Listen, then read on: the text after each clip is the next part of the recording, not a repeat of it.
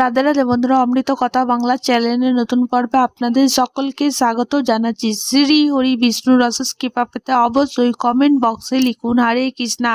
আজকের পর্বে আমরা শুনবো সফল একাদশী ব্রত কথা, ব্রত মাহাত্ম্য সবটাই জানবো এই ভিডিওর মাধ্যমে। ভিডিওতে যাবার আগে অমৃত কথা বাংলা চ্যানেলটিকে অতি অবশ্যই সাবস্ক্রাইব করুন, লাইক করুন, কমেন্ট করুন, শেয়ার করুন, আধার্মিক নোটিফিকেশন ঘন্টাটি বাজিয়ে দেবেন। সফল একাদশী পূর্ণ পবিত্র ব্রত কথা, ব্রত মাহাত্ম্য। পৌরাণিক কালে চম্পাবতী নগরে মহিষ্মান নামক এক রাজার রাজ্য ছিল। তার 4 পুত্র সন্তান ছিল। রাজা মহিষ্মানের জ্যেষ্ঠ পুত্রের নাম ছিল লুম্পক, দুষ্ট ও পাপী ছিল। রাজার সেই পুত্র পরস্ত্রী গমন ও পতিতালয়ে গিয়ে বাবা ধন সম্পত্তি ব্যয় করত। লুম্পক তা ব্রাহ্মণ বৈষ্ণবদের নিন্দা করে প্রসন্ন হতো। সে সমস্ত প্রজা তার কুকর্ম দেখে কষ্ট ভোগ করত, কিন্তু তারা চুপচাপ যুবরাজের সমস্ত অত্যাচার সহ করে নিত। কেউ সাহস করে রাজাকে গিয়ে তার অত্যাচারের কথা জানাতে পারতেন না। একদা রাজা মহিষ্মান লুম্পকের কুকর্মের বিষয়ে জানতে পারে। নিজের পুত্র সম্পর্কে এমন কথা জেনে রাজা ক্ষুব্ধ হন ও লুম্পককে নিজের রাজ্য থেকে বের করে দেন। বাবার দ্বারা প্রত্যাখ্যাত হওয়ায় কেউ লুম্পককে আশ্রয় দেয় না। কি করবে, কোথায় যাবে, এই সমস্ত চিন্তা ভাবনা তার মাথার মধ্যে ঘুরপাক খেতে শুরু করে। এমন পরিস্থিতিতে সে রাতের বেলায় নিজের পিতার রাজ্য চুরি পরিকল্পনা করে। লুম্পক রাজ্যের বাইরে থাকত এবং রাতের বেলা মহিষ্মানের রাজ্যে গিয়ে চুরি ও অন্য কুকর্ম করত। রাতের বেলায় নগরবাসীদের ওপর অত্যাচার চালাতো লুম্পক। এর পাশাপাশি নির্দোষ পশু পাখিদের হত্যা করে তার ভক্ষণ করত।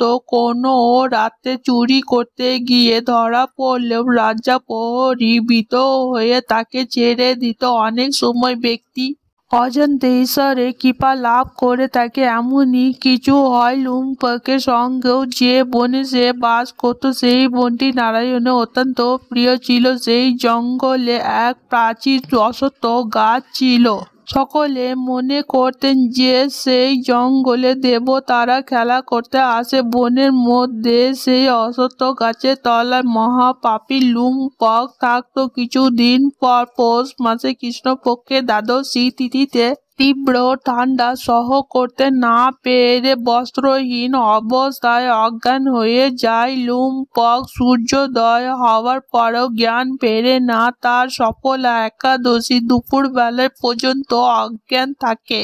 সেই পাপী সূর্য তেজ তাকে উষ্ণতা প্রদান করলে জ্ঞান ফেরে লুম্পকে। যেন তেন প্রকারেণ নিজের স্থান থেকে উঠে জঙ্গলের মধ্যে খাদ্য সন্ধানে নেমে পড়ে। সেই দিন শিকার করার মতো গায়ে জোর ছিল না লুম্পকে। তাই মাটিতে পড়ে থাকা ফল নিয়ে অশ্বত্থ গাছের তলায় গিয়ে বসে।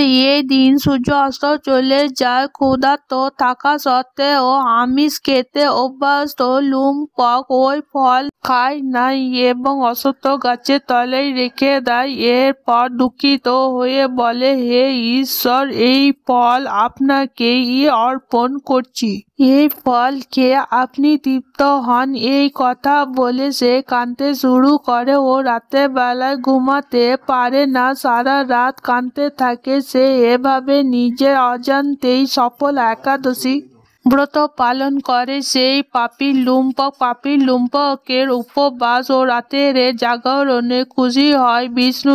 এই ব্রতর প্রভাবে সে সমস্ত পাপ থেকে মুক্তি পায়। সকালে না হতে এক দিব্য রথ অনেক সুন্দর বস্তু নিয়ে তার সামনে এসে উপস্থিত হন। সেই সময় আকাশবাণী হয়, হে যুবরাজ, সফল একাদশী প্রসাদে তুমি রাজ্য ও পুত্র লাভ করবে। লুম্পক সেই আশীর্বাদ স্বীকার করে। এরপর তার স্বরূপ দিব্য হয়ে যায়। তখন থেকে বিষ্ণুর গুণ কীর্তন ও ভজনে মগ্ন হয় সে। ব্রতর প্রভাবে লুম্পক রাজ্য লাভ করে ও 15 বছর শাসন করে। কৃষ্ণের আশীর্বাদে মনোঞ্জন নামক পুত্র সন্তানের পিতা হন। সে সন্তান বড় হবার সঙ্গে সঙ্গে লুম্পক তার হাতে রাজ্যের দায়িত্ব দিয়ে বৈকুণ্ঠ ধামে প্রস্থান করে। শাস্ত্র অনুযায়ী যারা সফল একাদশীর ব্রত পালন করে তারা ইহলোকে সুখ ভোগ করে মোক্ষ লাভ হবে। এই একাদশী ব্রতের মহিমা শ্রবণ ও পাঠ করলে রাজ্য সূর্য জ্ঞানের ফল লাভ করা যায়। আজকের পর্ব এখানেই সমাপ্ত হলো। অমৃত কথা বাংলা চ্যানেলের সঙ্গে থাকা